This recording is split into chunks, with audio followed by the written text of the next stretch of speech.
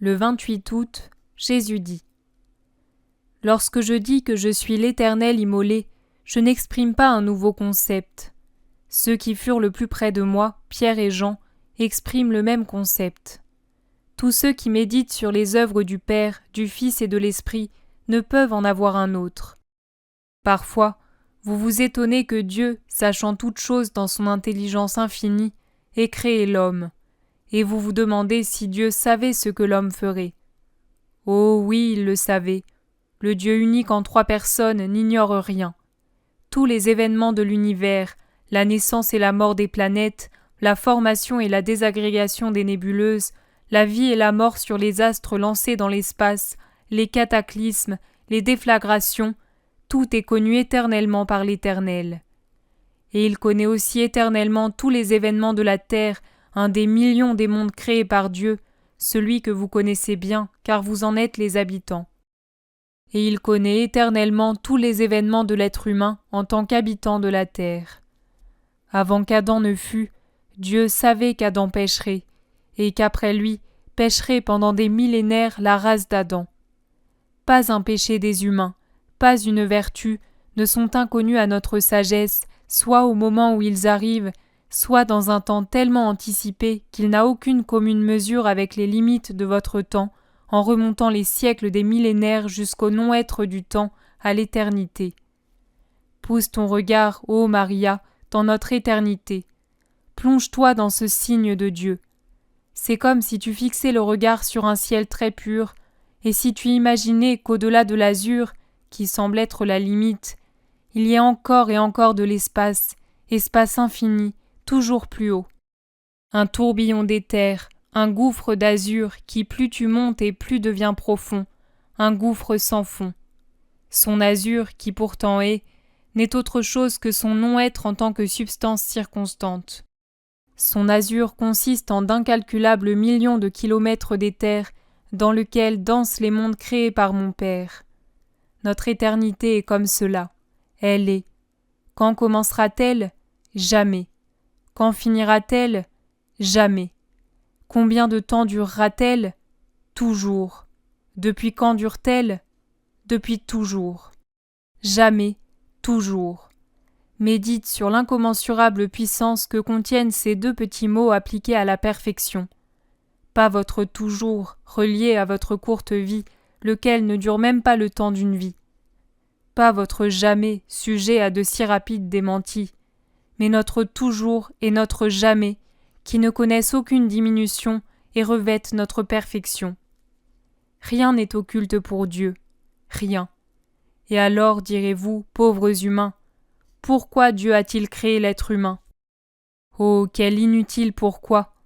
Vous voudriez peut-être juger l'œuvre de Dieu, faire le procès de ses actions ? Quand vous serez dans la gloire, vous comprendrez tous les pourquoi mystérieux. Vous lirez, avec le regard de l'esprit libre, des pages que vous ignorez maintenant, que vous voulez en vain feuilleter maintenant, tombant ainsi, par votre futile orgueil de fourmis qui veulent percer une montagne de marbre, dans les erreurs les plus pernicieuses. Combien de mystères l'univers a encore pour vous ? Vous êtes plongé dans le mystère. Mystère de Dieu, mystère des pourquoi de Dieu, mystère de la seconde vie, mystère des lois cosmiques, mystère des rapports entre votre planète et les autres mondes, mystère des rapports entre les vivants de la Terre et ceux qui ont déjà passé à la seconde vie. Votre curiosité humaine et le besoin de votre âme de se joindre de nouveau à ses origines suscitent en vous de saintes inquiétudes et d'autres qui ne le sont pas.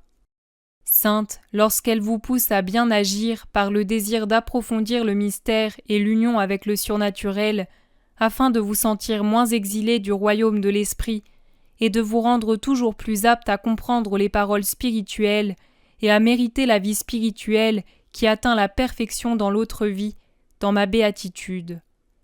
Non sainte, lorsque vous voulez, en écartant la belle et simple foi, imiter Adam et connaître ce qu'il ne vous est pas utile de connaître pour le moment, violant le secret, forçant des portes célestes, dérangeant les repos paradisiaques, franchissant des barrières intouchables.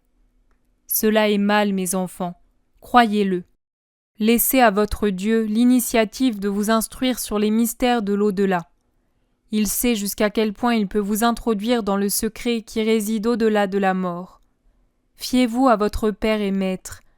Ne souhaitez pas irrespectueusement aller outre la frontière.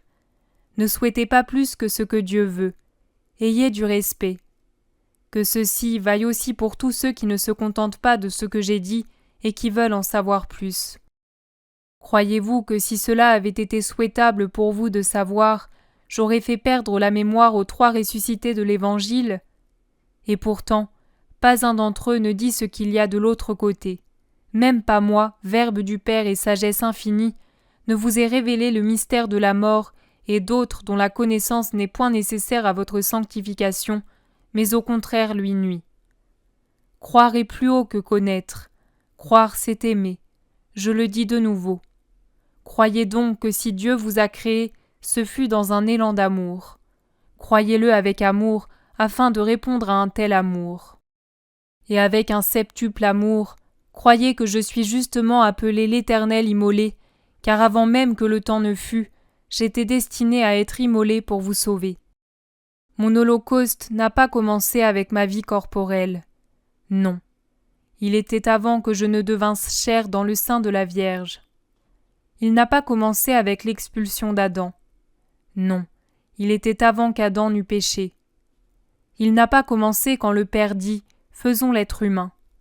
Non, il était avant cette pensée créatrice.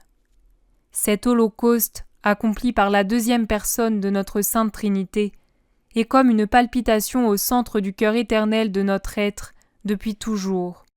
Depuis toujours, comprends-tu ? Éternel comme nous sommes éternels. Tout prévu et tout préordonné éternellement.